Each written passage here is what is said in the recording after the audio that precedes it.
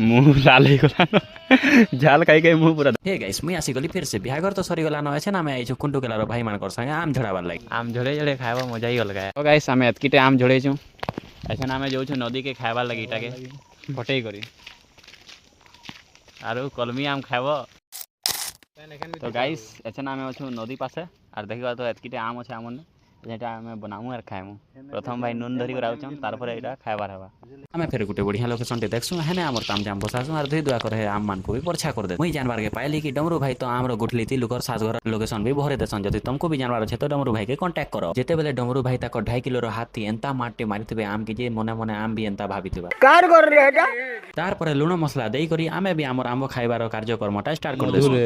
Super खाई खुआ कर हमर जीवन माने तो तृप्ति ही जायसी। गाइस कलमी आम के देखी कर एंता लोकेशन थी ने खाइला लोग भी खाइमी खाइमी बोलबा बोले तमे भी बोले